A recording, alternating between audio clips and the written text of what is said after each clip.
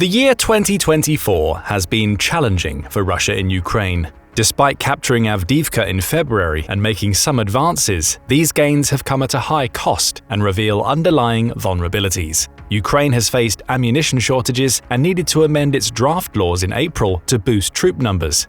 Meanwhile, Russian forces have struggled to adapt to evolving Ukrainian tactics and have relied on lighter, more mobile units for quick strikes. Economically, Russia is managing wartime demands with help from partners like China, and Vladimir Putin easily managed to get himself re-elected as president. However, public support for the war remains high, only among elites in Moscow and St. Petersburg who are shielded from the war's costs. But what if these apparent successes are built on a foundation of sand? What if the right set of circumstances could lead to a collapse of Russia's war effort? This isn't as far-fetched as it might seem. History is replete with examples of seemingly strong powers faltering unexpectedly. In this video, we'll explore how Ukraine's growing capabilities could pose a significant threat to Russia's current trajectory and reveal the cracks in what seems like a formidable facade. Retired General Ben Hodges, the former commander of US Army Europe, recently went on the Decoding Geopolitics podcast and made some interesting claims. He noted that despite Russia's newfound momentum, it lacked the ability to knock Ukraine out of the war in a decisive moment. Its only option was to continue to grind forward through a mass advantage, taking high casualties in the process. The Kremlin's hope of Western loss of interest in supplying Ukraine, he says, has dissipated for now. However, as a dictator, Putin can keep his war effort going. There's one place where things haven't been going so well for Russia, and it's a place that might surprise you because of how deep behind the front lines it is: Crimea. Unfortunately for the Russians, this is the most important front of all. All wars are political expressions. No matter how successful a state's forces might be on the battlefield, political events on the home front will always be the most determinative factor in the tempo of a conflict. Sun Tzu called this factor the moral law. The moral law causes the people to be in complete accord with their ruler, so that they will follow him regardless of their lives, undismayed by any danger. Sun Tzu listed this ability for the public to be in accord with their ruler as the first factor through which he could predict victory or defeat in a conflict. Kinetic factors were secondary. In this regard, we can identify Crimea as being Putin's Achilles heel. It is not only a vital warm water port, airbase, and supply route for the Russian forces fighting in eastern Ukraine, it's as important of a political objective. Putin's annexation of the peninsula in 2014 was widely seen as his greatest foreign policy achievement before the war. The loss of Crimea after the Soviet Union collapsed was an embarrassment in Russia for deep historical reasons. Putin's recapture of it was his claim to being the equal of some of Russia's greatest rulers. He spent a significant amount of resources in the following years to fortify the peninsula with troops, ships, air bases, and anti-access area denial missiles. He also spent billions to connect it to the Russian mainland via the Kerch Bridge. To make matters worse, if Ukraine were to recapture Crimea, it would be able to completely rebuild to its pre-2014 strength while being a member of NATO. Russia's current hold over the peninsula ensures that even if Ukraine regained all the territory it held before the 2022 invasion, it would be restricted in its access to the sea, especially the Sea of Azov. This would be devastating because, as General Hodges pointed out, two of Ukraine's most important pre-war ports, Berdyansk and Mariupol, were on the Sea of Azov. So even if Ukraine recaptured these cities, they would not add much to its economy as long as Russia maintained Crimea. Other ports like Odessa and Kherson would also be easily disrupted if the Russians decided to use their bases and weapons in Crimea to interdict the shipping. In this interview, General Hodges said that he had spoken to major investors who would not want to take the risk of helping Ukraine to rebuild its economy so long as the Russians can use Crimea to threaten their efforts. Meanwhile, without Crimea, Russia would be unable to effectively check Ukraine and NATO in the Black Sea. Crimea is therefore all-important to protect for the Russian economy, war effort, and political stability of Putin's regime. It's equally important for Ukraine to recapture for a total pre-war recovery.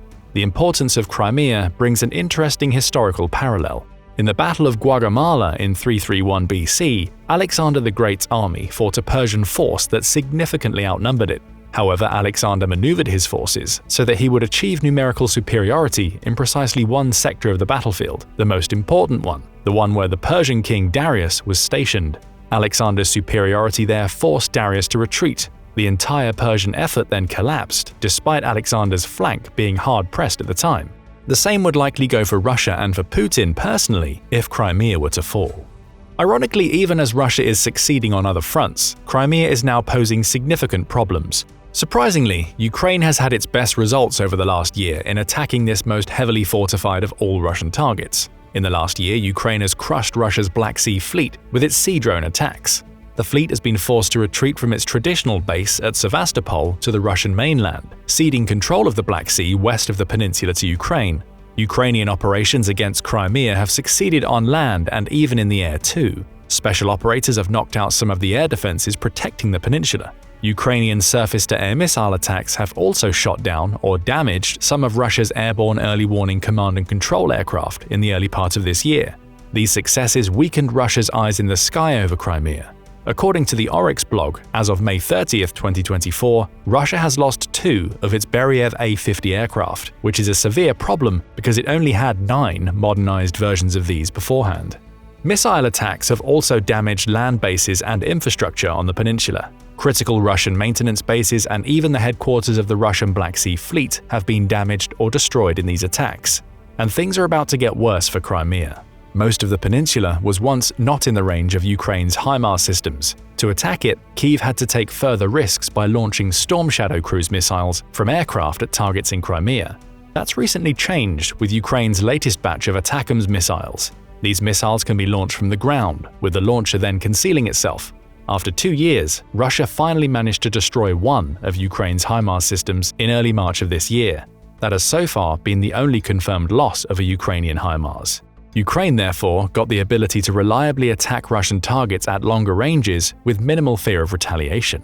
Once Ukraine got the longer-range ATACMS, it did not hesitate to use them against targets in Crimea. On April 17th, explosions erupted at the Russian airfield at Zankoy in northeastern Crimea, which hosted 50 combat aircraft and 4 helicopter squadrons. 2 days later, satellite imagery revealed the destruction of between 3 and 5 components for Russia's S-300 and S-400 air defense systems.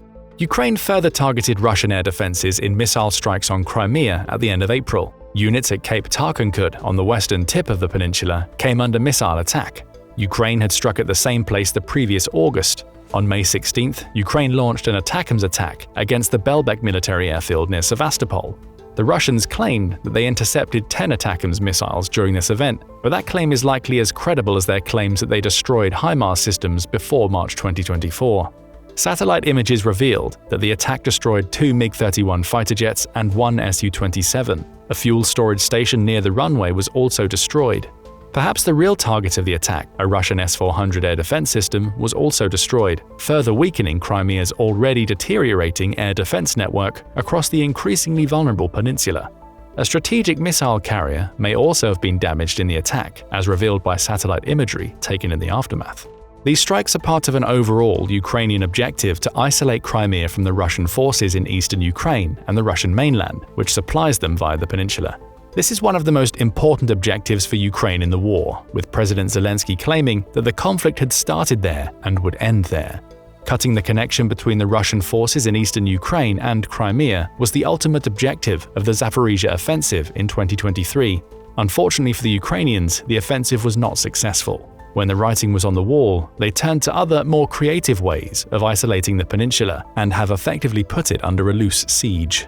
Crimea may be heavily fortified, but it has an Achilles heel. There are only a few ways to supply it: by sea, by the Kerch Bridge, by a ferry route near the Kerch Bridge, and by rail through southern Ukraine. Aside from attacking military bases and assets in Crimea, Ukraine has also struck at each of these supply routes, and its attacks have become more sophisticated. Because of the effectiveness of Ukraine's sea drones and the retreat of the Black Sea Fleet, it's now impossible for Russia to supply Crimea by sea from the west. Ukraine's drone attacks have also increasingly gone further east, increasing the risks of supplying it from the eastern Black Sea via the Russian mainland. It's no coincidence that Ukraine is asking people around the world to crowdfund its sea drones. They are cheap and have the range needed to disrupt Russian supply routes even this far to the east of Ukraine's lines. The sea route is likely the prime opportunity for Ukraine's now experienced drone operators. In October 2022, Ukraine likely used a sea drone to attack the Kerch Bridge. The explosion did not do severe damage, but it revealed Ukraine's ability to reach the vital route. Ukraine continued targeting the bridge in 2023, doing more damage and impeding movement across it.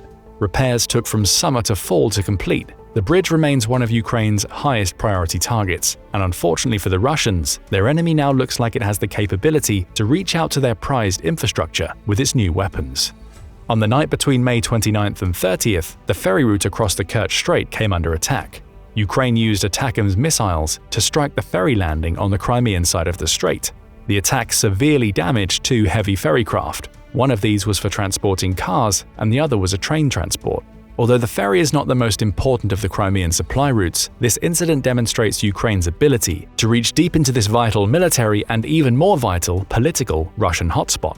The danger to the Kerch Bridge has been increased. General Hodges did not expect Ukraine to bring the Kerch Bridge down with the ATACMS missiles, but rather through a more unconventional plan to make it unusable.